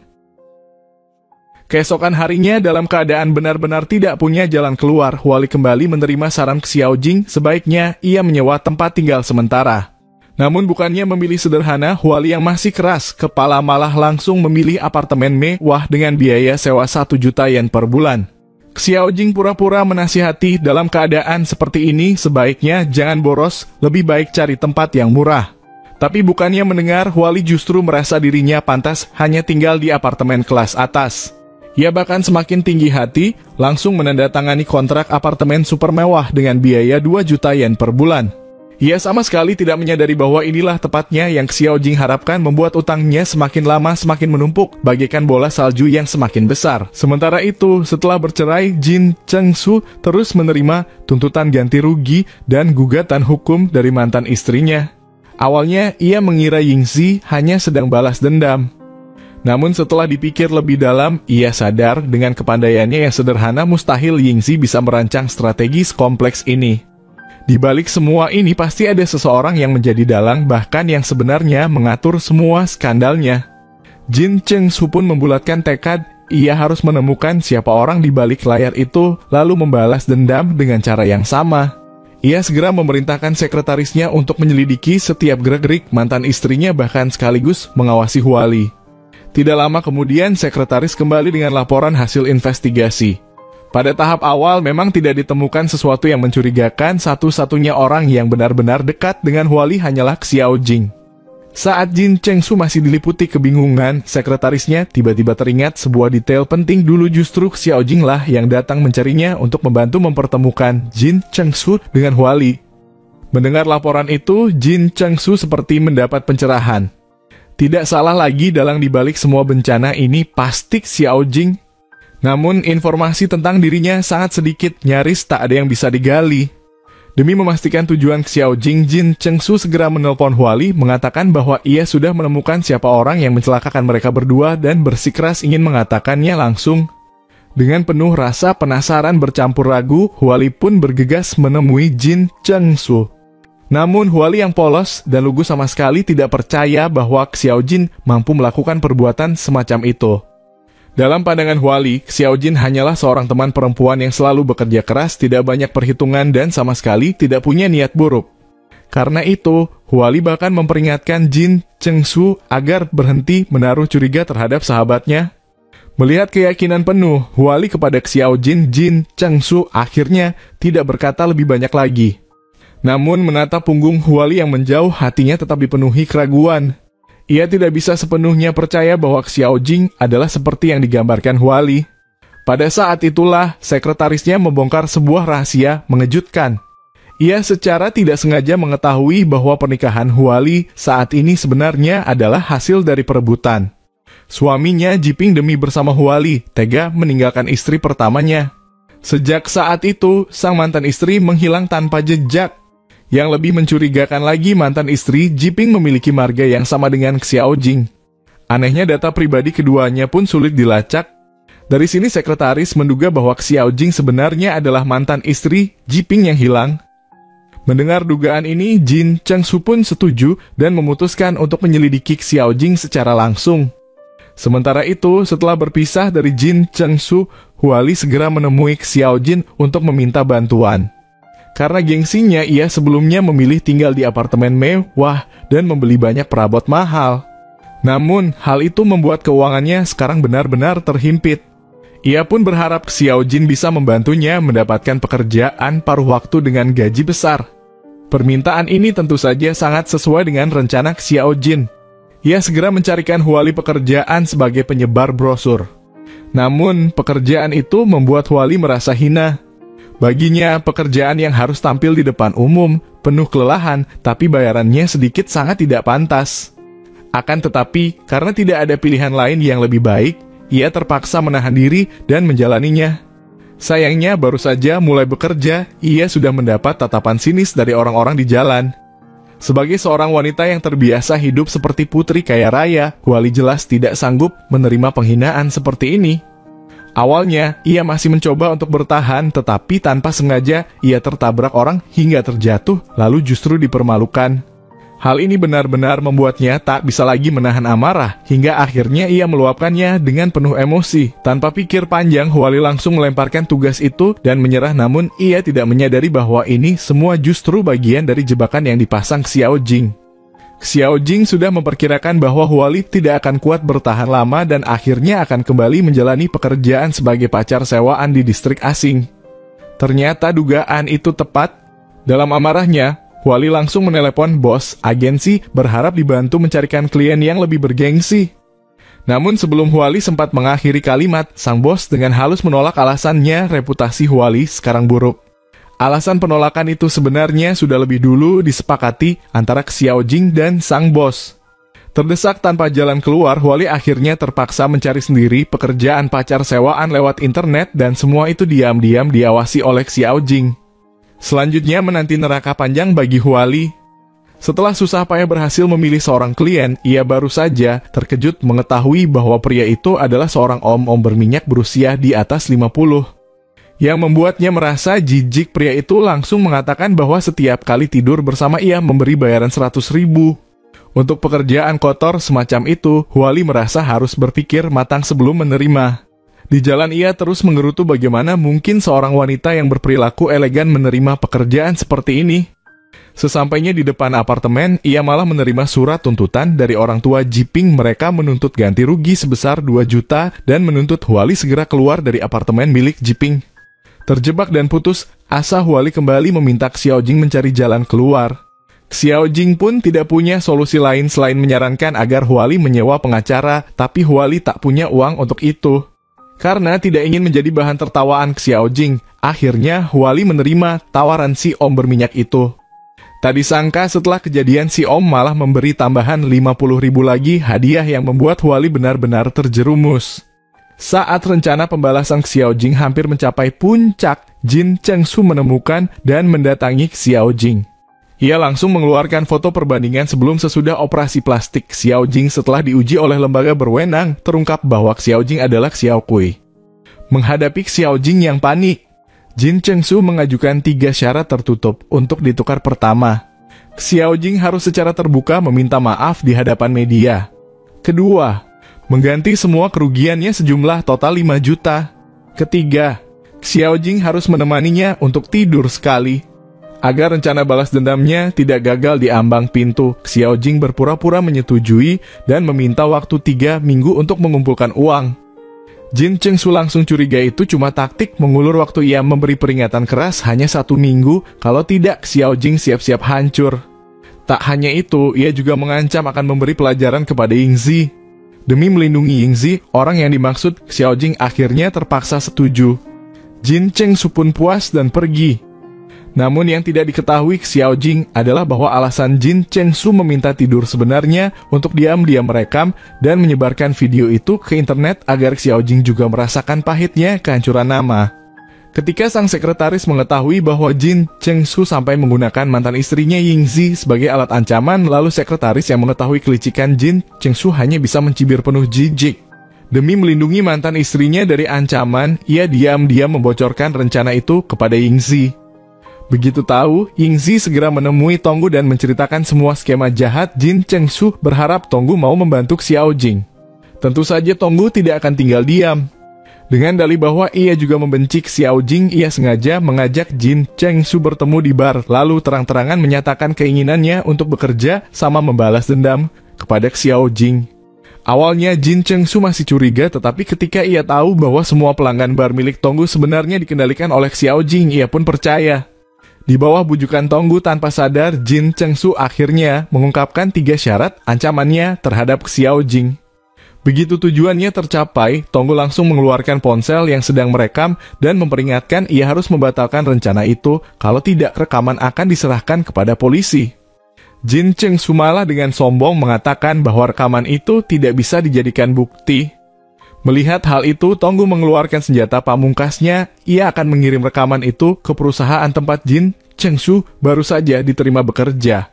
Dari Yingzi, ia tahu bahwa Jin Chengsu berhasil masuk ke sebuah perusahaan kelas dunia yang masuk daftar Fortune Global 500. Jika perusahaan menerima rekaman itu, jelas mereka akan mencabut penerimaannya. Ancaman ini tepat mengenai titik lemahnya. Jin Chengsu pun terpaksa berjanji untuk menghentikan rencananya di tempat itu juga. Sementara itu, Xiaojing sedang memikirkan cara menghadapi Jin Chengsu ketika tiba-tiba menerima pesan ajakan bertemu dari Tonggu. Begitu bertemu, Tonggu menceritakan apa yang baru saja ia lakukan untuk melindunginya, lalu dengan tulus menggenggam tangan Xiaojing dan sekali lagi menyatakan cintanya. Namun meskipun terharu, Xiaojing tetap memilih pergi. Ia tidak ingin menyeret Tonggu masuk ke dalam pusaran dendamnya. Keesokan harinya, setelah menyaksikan kencan Huali dari kejauhan, Xiaojing memutuskan sudah waktunya menutup seluruh rencana balas dendamnya. Mereka bertemu di sebuah kafe. Xiaojing mengeluarkan sebuah amplop dari tasnya. Huali sempat mengira itu hadiah, tetapi setelah dibuka, ternyata isinya adalah foto-foto mesra antara Xiaojing dan Jiping. Seketika darah Huali mendidih, tak menyangka bahwa Xiao Jing berani melakukan hal sekeji itu tepat di depan matanya. Belum sempat Huali pulih dari keterkejutannya, Xiao Jing langsung membuka identitas aslinya. Ia adalah Xiao Kui yang dengan sengaja menjalani operasi plastik demi membalas dendam padanya. Namun, bahkan sampai saat itu, Huali tetap tidak percaya. Xiao Jing terus melanjutkan penjelasannya, mengatakan bahwa seluruh perjalanan balas dendamnya sudah ia tuliskan dalam sebuah novel. Di dalamnya tertuang secara rinci bagaimana Huali sejak kecil membuli dirinya hingga saat dewasa. Xiao Jing menuliskan setiap detail tentang Jiping, semua titik demi titik kehidupan pernikahan mereka ke dalam novelnya. Untuk cerita sekadar sensasional seperti ini, penerbit tentu saja memberikan dukungan penuh. Versi elektroniknya akan diluncurkan tepat tengah malam besok. Sementara edisi cetak akan tersedia di rak toko mulai pagi hari. Begitu Huali turun dari kafe, Xiao Jing pun berdiri dan pergi. Menyaksikan pembalikan keadaan yang menggegerkan itu, Huali tenggelam dalam kesedihan dan keputusasaan yang amat dalam.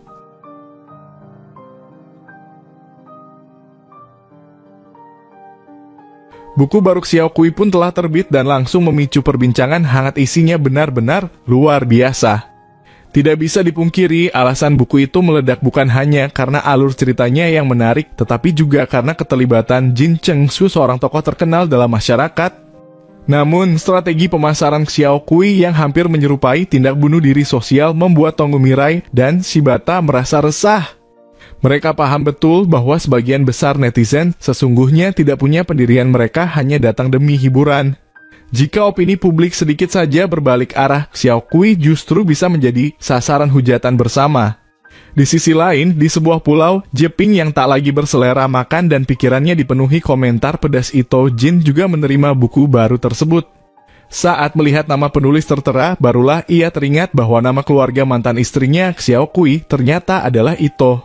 Rasa gelisah pun seketika menyeruak dalam hatinya. Setelah menelusuri isi buku itu, dirinya benar-benar hancur. Tidak mungkin. Apakah Nona itu Xiao Kui? Pikirnya. Pada saat itu juga Jiping merasa dirinya seperti badut. Ia meninggalkan mantan istrinya menikahi Hanari, lalu diam-diam berselingkuh lagi dengan mantan istrinya. Bahkan ketika mereka berciuman, ia tidak pernah menyadari bahwa itu Jin sebenarnya adalah Xiao Kui. Kepopuleran buku baru itu terus melonjak hingga stasiun televisi pun berebut untuk memberitakannya. Tidak butuh waktu lama, alamat rumah baru Hanari berhasil dibongkar oleh para netizen yang serba bisa. Segera saja halaman rumah dipenuhi para wartawan dan influencer yang ingin menumpang sensasi dengan siaran langsung. Respon masyarakat jauh melampaui dugaan Xiao Kui. Merasa harus memanfaatkan momentum ini, ia bahkan menyamar sebagai wartawan dan menelepon orang tua Hanari. Meski masa kadaluarsa, tuntutan hukum atas kasus penganiayaan sudah terlewati, orang tua Hanari tidak memahami hal-hal dasar tentang hukum. Mereka menganggap bahwa sebelumnya Hanari sudah melakukan kesalahan moral karena berselingkuh dengan Feng Juping. Jika sekarang masih ada kaitannya dengan tindak pidana, maka reputasi keluarga akan benar-benar hancur oleh ulah Hanari. Sang ayah enggan mendengar penjelasan apapun dan melalui telepon itu, ia resmi memutuskan hubungan ayah anak dengan Hanari. Mulai sekarang apapun yang terjadi adalah akibat perbuatanmu sendiri. Saat itu barulah Hanari menyadari bahwa bagi orang tuanya, wajah dan kehormatan keluarga jauh lebih penting dibandingkan dirinya sebagai anak. Meski demikian, kelebihan terbesar Hanari adalah kemampuannya menyesuaikan diri. Karena rumahnya sudah dikepung wartawan, ia jelas tidak bisa kembali ke sana. Ia pun memutuskan untuk tinggal sementara di hotel sambil memikirkan langkah berikutnya. Namun, tak disangka semua kartu kreditnya ternyata sudah dibekukan, kartu-kartu sudah diblokir. Bisa jadi Jiping memang baru saja membayar uang sewa beberapa hari lalu, sehingga sama sekali tidak ada sisa uang tunai di tangannya. Hanari tiba-tiba teringat meskipun ayah kandungnya sudah menolak dirinya, itu tidak masalah. Selama beberapa bulan terakhir di Tokyo, ia sudah menemukan beberapa ayah cadangan. Maka ia pun segera menelepon salah satu yang disimpannya dengan nama Ayah Mesum. Namun paman itu mengatakan meskipun ia sebenarnya ingin membantu Hanari, situasinya saat ini sedang sulit. Hanari berada di pusat perhatian publik, sedangkan ia sendiri memiliki istri dan anak.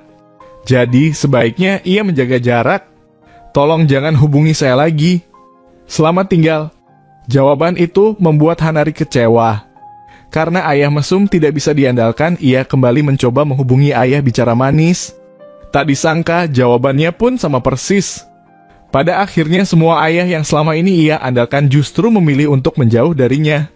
Tak punya tempat lain untuk dituju, Hanari akhirnya pergi ke warung internet untuk menginap. Tetapi suasana di sana sempit, bau, dan bising membuatnya sama sekali tidak betah. Ia pun memutuskan menjual semua barang-barang yang tersisa di apartemen. Keesokan paginya, ketika jumlah wartawan di depan gedung sudah agak berkurang, Hanari kembali ke apartemen untuk mengemasi barang.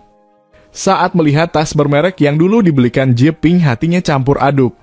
Tas seharga hampir 2 juta yen itu akhirnya hanya bisa dijual sekitar 400.000.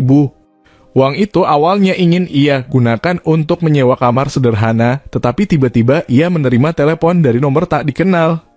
Orang di seberang mengaku sebagai pengacara keluarga Jeping. Ia menyampaikan bahwa kasus pengadilan Jeping sudah diputuskan.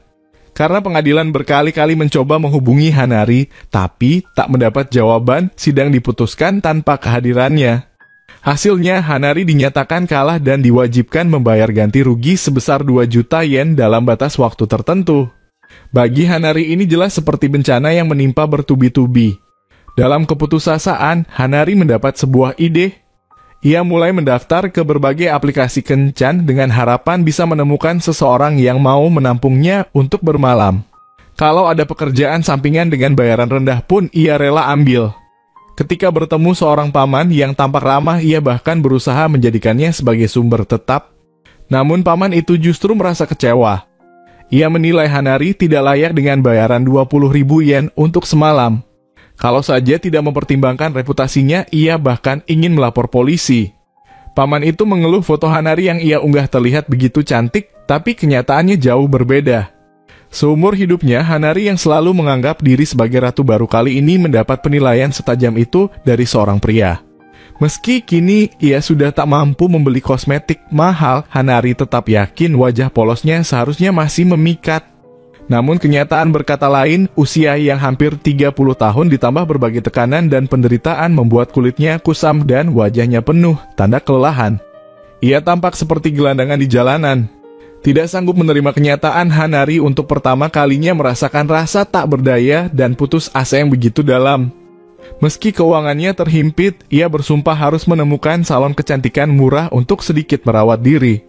Baru saja ia membuka ponsel untuk mencari tempat perawatan, saat sedang mencari informasi, Hanari mendapati ada topik trending bertuliskan Itokui sedang siaran langsung. Siaran langsung apa lagi ini?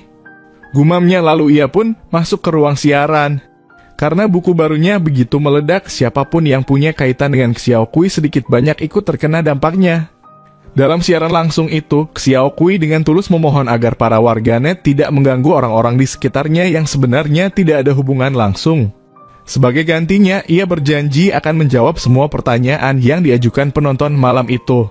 Hanari yang sedang marah besar merasa semua penderitaan yang dialaminya sekarang adalah ulah Xiaokui. Satu-satunya hal yang terlintas di benaknya adalah bagaimana cara menggagalkan siaran langsung tersebut.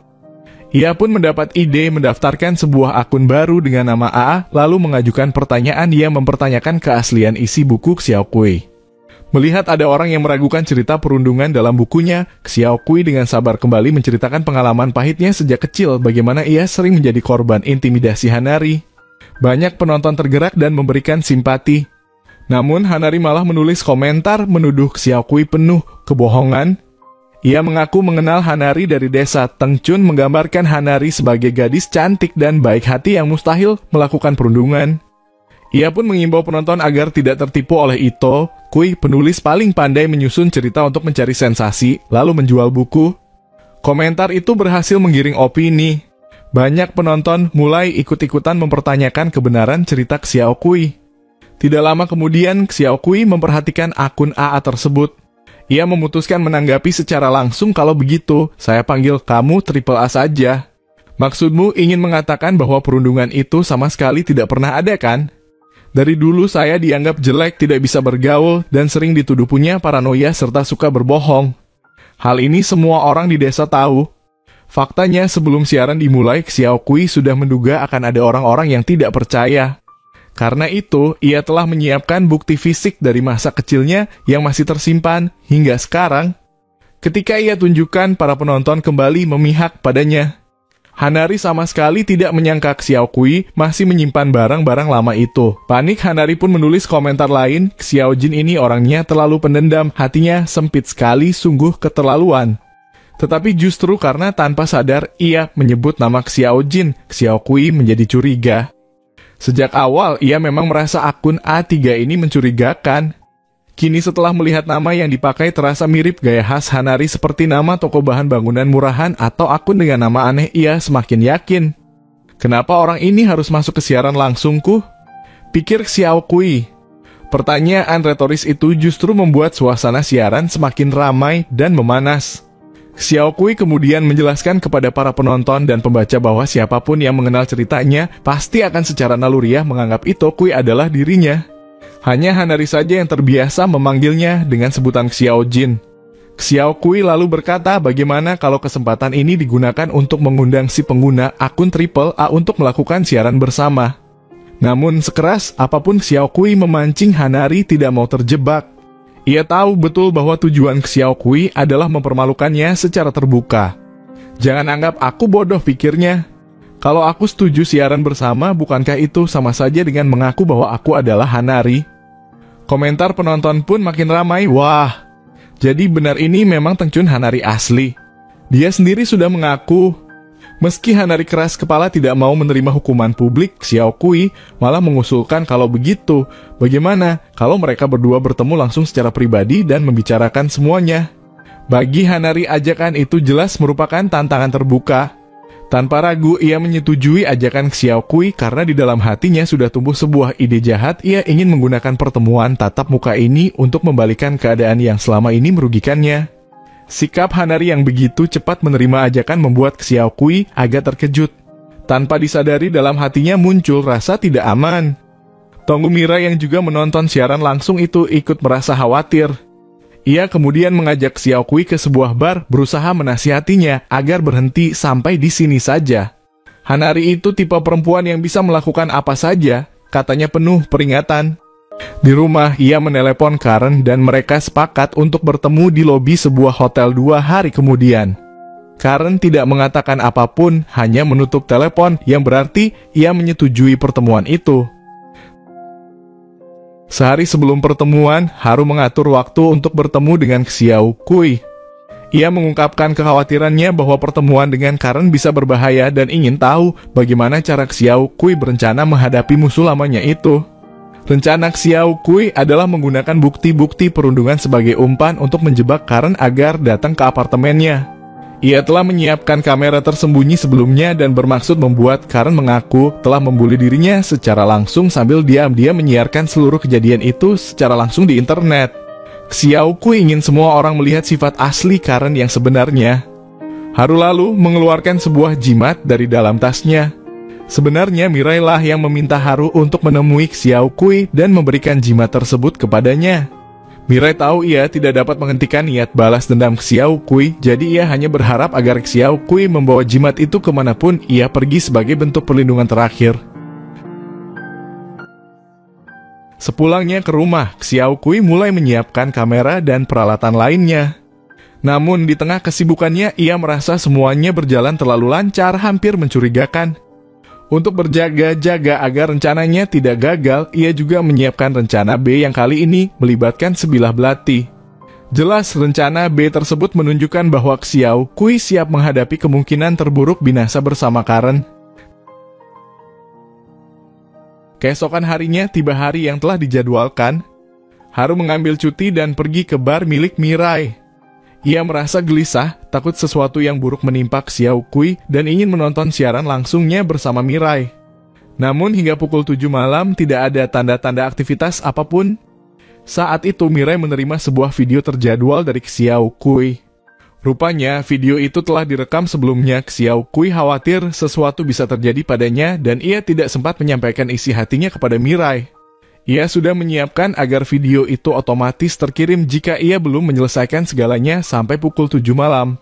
Kini video itu telah terkirim yang berarti sesuatu benar-benar telah terjadi pada Xiao Kui. Isi video tersebut sebenarnya tidak penting bagi para penonton itu, hanyalah ucapan terima kasih dan salam perpisahan dari Xiao Kui kepada Mirai serta permohonan terakhir agar Mirai menyelamatkannya. Xiao Kui telah mendesah dalam video itu pertanda bahwa firasat buruknya menjadi kenyataan. Xiao Kui baru saja tiba di hotel tempat pertemuan yang disepakati ketika beberapa pria tiba-tiba menutup kepalanya dan menyeretnya masuk ke dalam mobil. Orang yang berada di balik semua ini tidak lain adalah Karen. Karen dan para pria itu membawa Xiao Kui ke sebuah rumah tua yang kumuh. Di sana, Xiao Kui diikat kuat pada kursi hingga tak mampu bergerak. Karen menampar wajahnya dengan angkuh, penuh rasa puas seolah mengulangi adegan-adegan perundungan mereka di masa sekolah menengah dulu. Karen sudah sejak awal menyadari rencana siaran langsung Xiao Kui. Dengan penuh amarah ia berteriak bahwa hidupnya telah hancur karena Xiao Kui dan sekarang ia akan membuat Xiao Kui membayar 1000 kali lipat. Ia juga mengatakan bahwa pria yang menangkap Xiao Kui adalah seseorang dengan kepribadian antisosial. Selama dibayar, ia akan melakukan apa saja. Karen bahkan telah berunding dengannya untuk menjual Xiao Kui ke Timur Tengah. Namun sebelum itu, Xiao Kui harus memulihkan reputasi Karen. Ia diperintahkan untuk melakukan siaran langsung, mengklarifikasi dan membantah semua tuduhan dalam buku yang ia tulis. Ia harus mengaku bahwa seluruh kisah perundungan hanyalah hasil karangan semata dibuat karena rasa iri terhadap Karen. Setelah itu, ia juga harus meminta maaf dengan tulus di depan publik. Jika tidak, pria itu akan menjualnya ke tempat paling kejam di Timur Tengah, tempat di mana ia akan disiksa dan dipermalukan tanpa ampun. Xiao Kui tampak patuh dan berpura-pura menuruti perintah Karen. Ia bahkan mengusulkan agar menggunakan ponselnya sendiri untuk melakukan siaran langsung. Setelah mempertimbangkan sejenak, Karen merasa usulan itu masuk akal. Namun saat ia mencari ponsel, Xiao Kui, tangannya justru menemukan sesuatu yang lain, sebilah belati yang tersembunyi di belakang tubuh Xiao Kui. Sebenarnya, Xiao Kui memang sengaja membiarkan Karen menemukan belati itu semua adalah bagian dari rencananya untuk memancing emosi Karen. Benar saja begitu, melihat belati tersebut, Karen langsung kehilangan kendali. Ia berteriak penuh amarah, "Aku hanya punya sedikit konflik denganmu. Aku hanya ingin kau meminta maaf. Tapi kau malah ingin membunuhku." Pada saat itu, pria yang berjaga di luar mendengar keributan dan segera masuk. Ia merebut belati dari tangan Karen dan memperingatkannya dengan dingin, "Jangan rusak barang daganganku." Kata-kata itu langsung membuat Xiao Kui teringat ucapan Karen sebelumnya bahwa pria itu akan melakukan apapun demi uang. Ia pun dengan cepat memanfaatkan situasi dan mengajukan tawaran. "Honor dari naskahku sudah cair," katanya. "Jika kau mau melepaskanku, aku akan memberimu 10 juta yen sebagai imbalan." Benar saja, pria itu tergoda. Sementara itu, Karen mencoba menggunakan pesonanya untuk membujuk sang pria agar berpihak padanya. Namun pria itu hanya mendorongnya ke samping dengan satu tangan, lalu menggunakan belati itu untuk memotong tali yang mengikat Xiao Kui. Begitu bebas, Xiao Kui berjalan mendekati Karen dan menatapnya dengan sinis. "Masih pikir kau ratu yang bisa menguasai segalanya hanya karena wajahmu?" katanya dengan nada mengejek. Kalimat itu membuat darah Karen mendidih. Dalam kemarahannya yang membara, Karen berbalik, merebut kembali belati itu dan melukai wajah Xiao Kui dengan satu tebasan.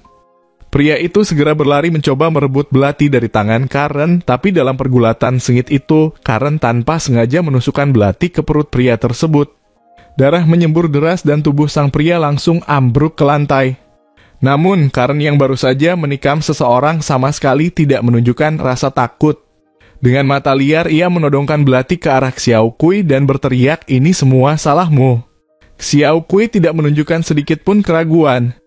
Ia bahkan tampak pasrah seolah telah siap mati. Dalam hatinya, ia berharap Karen benar-benar menusuknya sekarang karena dengan begitu, Karen akan sepenuhnya tenggelam dalam dosa dan berakhir di penjara. Di bawah provokasi berulang dari Xiao Kui, Karen akhirnya benar-benar kehilangan akal sehatnya dan menghunus belati itu ke arah Xiao Kui. Pada detik genting itulah Mirai tiba-tiba muncul dan menahan tusukan itu dengan tubuhnya sendiri. Adegan itu menjadi tiruan sempurna 1:1 dari drama TV Hell for You. Entah mengapa penulis skenario Jepang seolah begitu gemar menampilkan adegan di mana tokoh pria melindungi tokoh wanita dengan menahan tusukan pisau.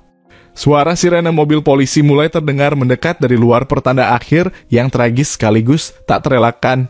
Xiao Kui menatap Mirai dengan mata penuh air mata dan bertanya dengan suara bergetar, bagaimana kau bisa menemukan tempat ini? Mirai tersenyum lemah lalu menjawab, aku memasang pelacak di dalam jimat itu.